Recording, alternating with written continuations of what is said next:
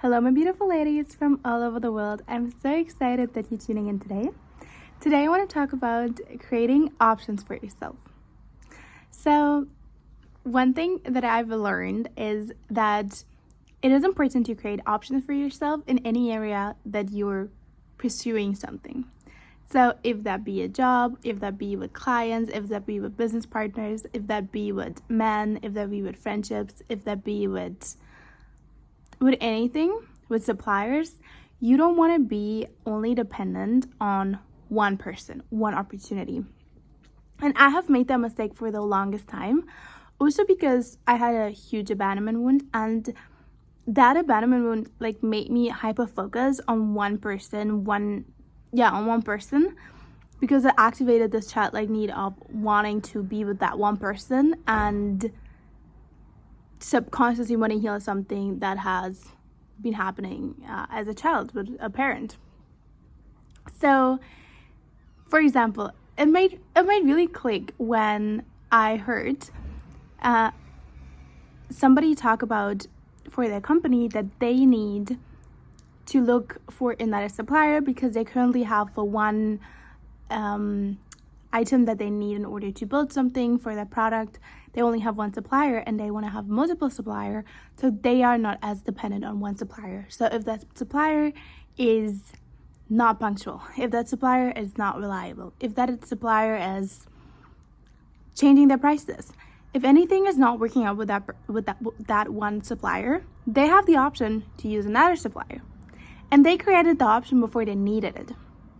That everything's fine right now, but they're looking for different new suppliers while they are not needing it. So once they need it and something's going wrong with the one supplier, they can go to the next supplier. And the same is with, for example, a job. So I was about to start in a different job because next to my studies, I want to get some working experiences in different kind of industries because I just want to learn more. And I had one opportunity and I thought this is going to work out. So I just said, okay, we'll do that. What is the English word? I already told that the job where I was now, hey, I will stop from there and there on, and I will start there. But something that happened, and actually we didn't come to sign a contract, even though I thought, oh, it's already done deal, we just need to sign and then it's done. So, but the good thing is I had 2 more opportunities that I knew that I could fall back on, and I did. And these are opportunities that are both good. And because I just had the option when she told me, hey, I don't think we're a good match because of XYZ, it's not going to work out, I was sad because I liked it, but I was not devastated because I had other opportunities that I created for myself. I had other options. And I think as we grow up, it is good to create options, with everything,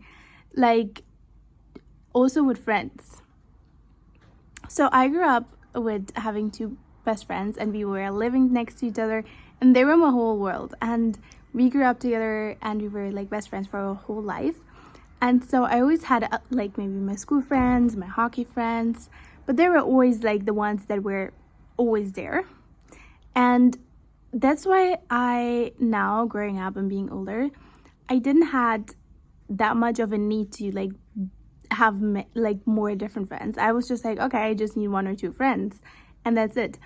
However, I've realized that it is good to have more than just 1 or 2 close friends. Yes, they might be closer because you just cannot be that close with so many people, but you should always have options and people that you can spend time with, and even with family. So, by the way, I burnt myself and it looks very bad. Somebody asked me, are you okay? I'm yes. I burnt myself at the butt, and it was so hot and it actually really hurts. I hope it's gonna heal. Yeah.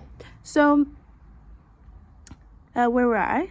Yeah. So creating options, and even with family. So if like one person, I just want to chat with somebody from my family and one person's not available, I would like feel more devastated. I'm like, yeah, they don't have time for me. I was sad. And now I'm like, okay, they don't have time. That's fine. Let me call somebody else. And just thinking about, like, there are so many opportunities. You just gotta be in the habit of creating more opportunities and more options for yourself. And that is so nice and so good because you become way less needy because you are less desperate because you just have more opportunities. And therefore, you don't have to chase anything. We have to chase things when we don't have any other options. And that always puts us in a one down position. And you don't want to be in that position. And that's really a thing that business has taught me. Like, you should create options and opportunities all the time. Like, you might even not think that this might be something that you want to fall back on, but you should always create opportunities. And it kind of takes you away from there's just one thing that I put all my focus in, but you just have like your focus, like your opportunities spread out. And it also puts way less pressure on the other person because, for example, like that person changing their mind, not wanting to work with me, not to hire me, I didn't have to pressure her or like convince her that, oh yeah, you should take me because of X or that. I know that I do good work.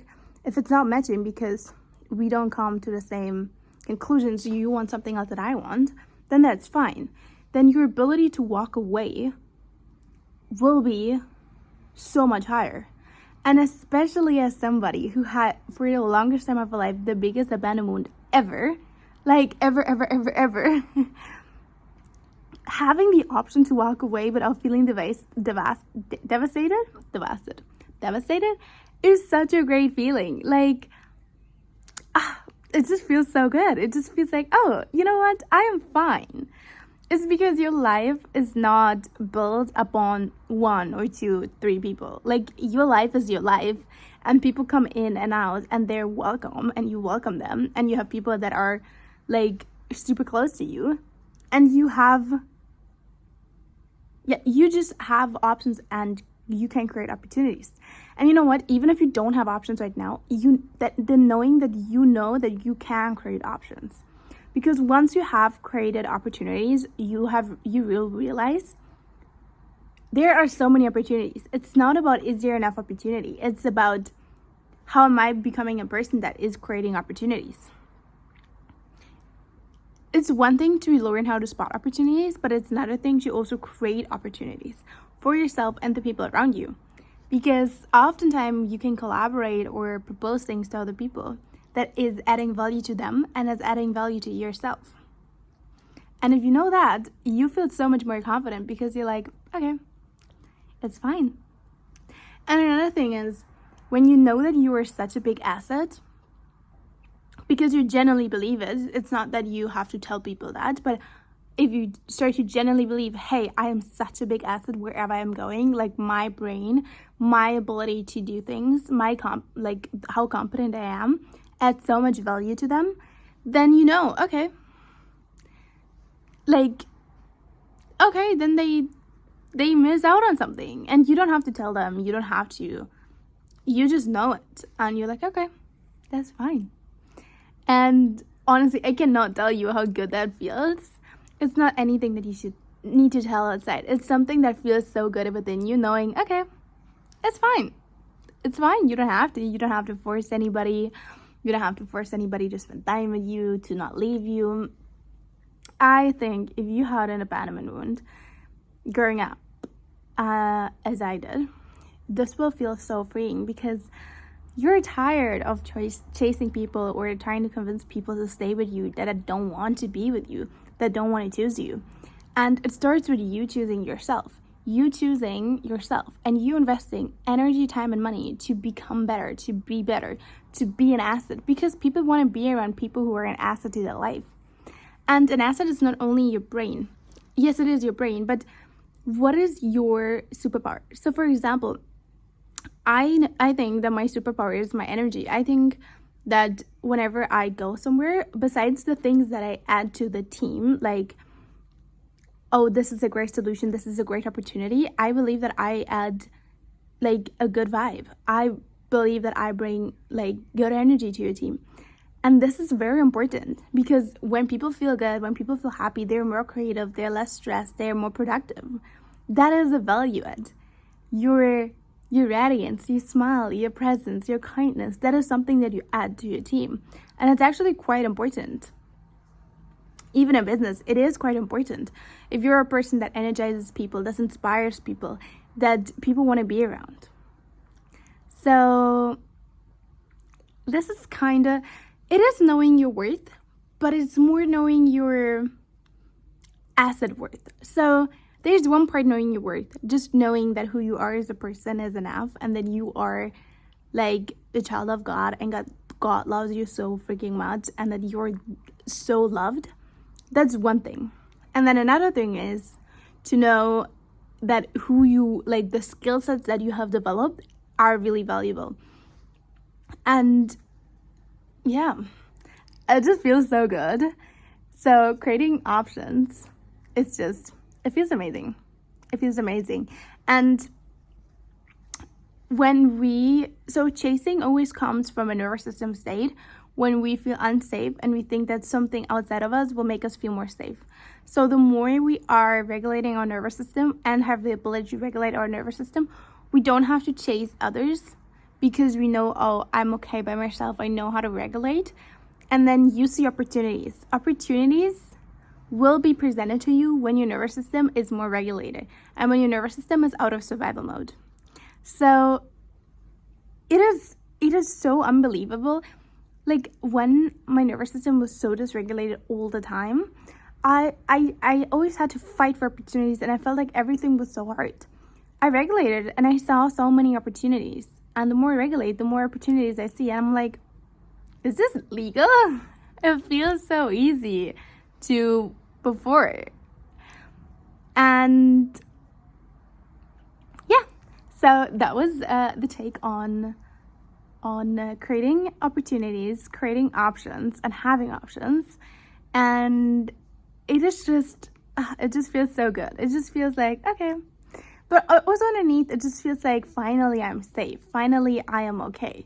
Because when we have an abandonment wound, which means that there was limited care for us. We were constantly constantly in situations where we were more challenged than the resources that we had. Our emotional needs were not fully getting met. Maybe our physical needs were not fully getting met. So coming to a point where your nervous system feels so safe, and feel safe that people are leaving you, feel safe that people are saying, I don't want to work with you, feel safe even though people say, hey, I don't think you're qualified, X, Y, Z, feel safe receiving criticism or feedback. It feels so good because you're like, I'm finally safe. Like, you can come in, you can come out, it's fine. I don't have to cling on to anybody because I am safe within my own body, and I know that I can do things, and I love to cooperate with you. And if you don't want that, that is fine, because I know I will be okay. And I think that is just so freeing. And you will understand that all the time when you were looking for someone or something outside of you to take care of you, to be there for you, which is totally a real need, and it is also a valid need, especially as a child. But you come to a place where you realize everything that I looked outside, I actually have within. And as you might feel from the vibe of the video, it just feels so freeing. It just feels so extremely freeing. So yeah. By the way, I'm currently doing a 12-week pilot program with 3 women, and it will be all about regulating your nervous system and being more in your feminine energy. So it will be about what are the different stress responses, what are the different nervous system states, then what is your most common state. So what often happens is that we have a go-to that you're mostly in fight, or you're mostly in flight, or you're mostly in freeze or fawn. And then what are exercises that you can do, and I will teach you that what you can do in order to regulate your nervous system, and things that you can integrate into your everyday life. And this is so good because you're like, oh, I know I can rely on other people and ask them to help me or co-regulate, but you always have the security that you can be there for yourself. which you need, especially when you had an abandonment wound. And then we will talk about feminine energy and how you can be more in your feminine energy and how your nervous system states are connected to your feminine energy. And yeah, that's it. It's going to be 12 weeks. It's going to be only 3 women. I have 2 more places. So if you're interested, just let me know in the comments, or you can write me an email. The email address will be in the description. And yeah, I'm so excited. And see you soon. Bye-bye.